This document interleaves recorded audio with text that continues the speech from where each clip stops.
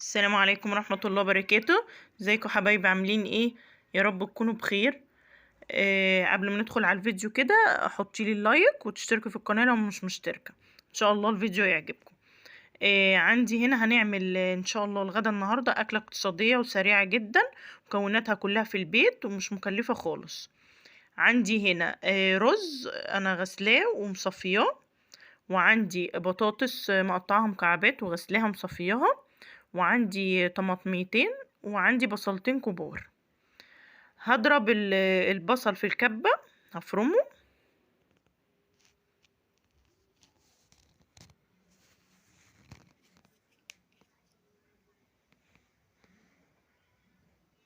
ان شاء الله الغدا النهاردة يعجبكم، سريع جدا مش مكلف خالص، ومكوناته موجودة في كل بيت.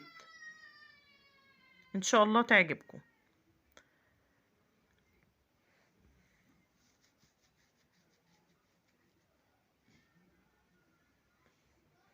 البصل كده هضربه معايا.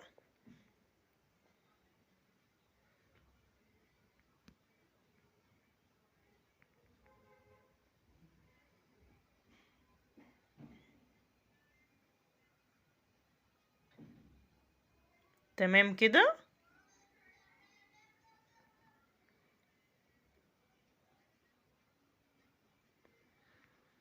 عندي بقى انا مجهزة حلة على النار، هسيبها تسخن. حطيت فيها شوية زيت.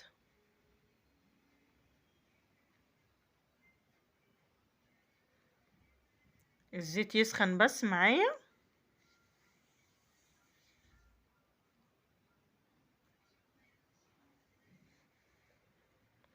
انزل بعد كده بالبصل اللي فرمته.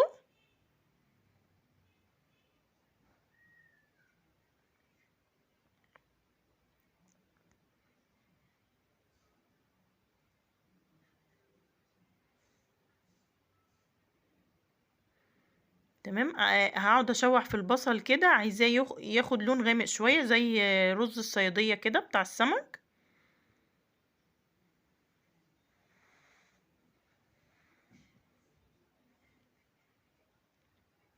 هفضل متابعاه لحد ما ياخد اللون بتاعنا. متنسيش تحطي اللايك.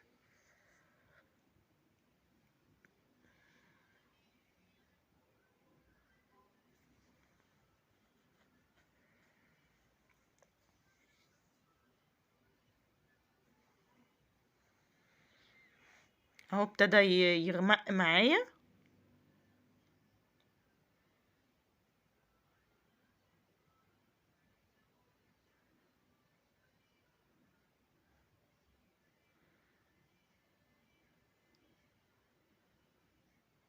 تمام، هو ده اللون اللي انا عايزاه. عايزة تغمقيه شوية ماشي، عايزة تسيبيه كده برضو ماشي. هنا حطيت بقى البطاطس، هشوحها مع البصل شوية.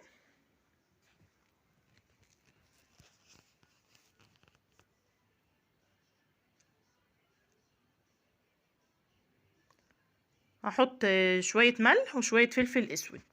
هي دي التوابل بس اللي معانا.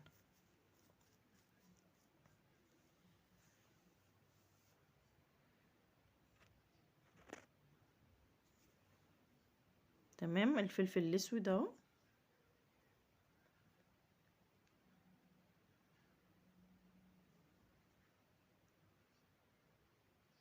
هبتدي بقى اشوح البطاطس شوية كده مع البصل والملح والفلفل الاسود.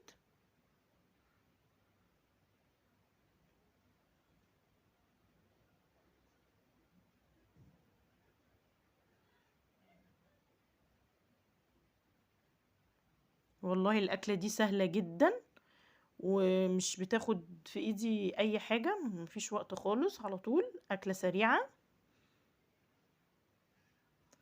وهتعجبك جدا والله.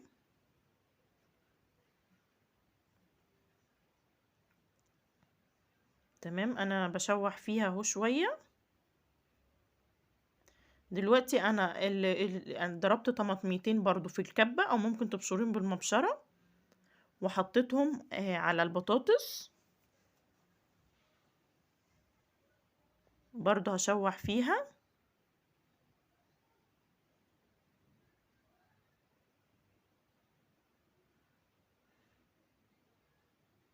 هسيب شوية الطماطم معاها لحد بس ما احس ان هي سبكت كده، يعني ما تبقاش الطماطم نية.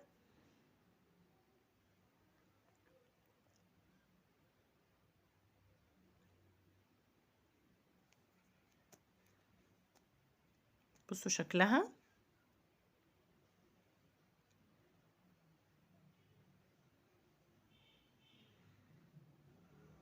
انا طبعا بغلي مية في الغلاية كده، حطيت عليها المية السخنة.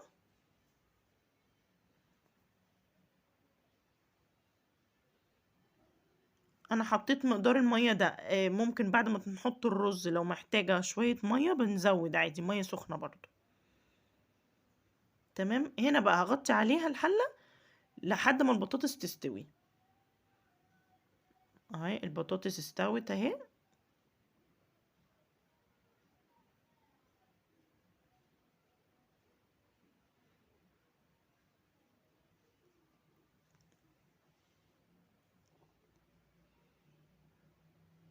تمام. انا هنزل بقى بالرز مغسول ومتصفي.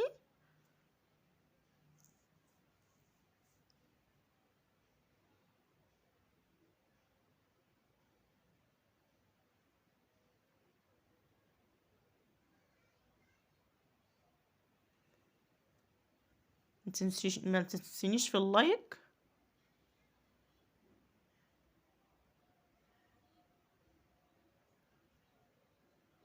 تمام كده. انا هسيبها بقى، هغطي عليها الحلة، واول ما تغلي بنوطي عليها النار لحد ما تستوي. ده شكلها في الاخر. شكلها حلو جدا وطعمها تحفة. هتعجبك وتعجب الولاد. عملت معاها فلفل بطماطم وسلطة خضراء، وان شاء الله وصفتي النهاردة تعجبكم.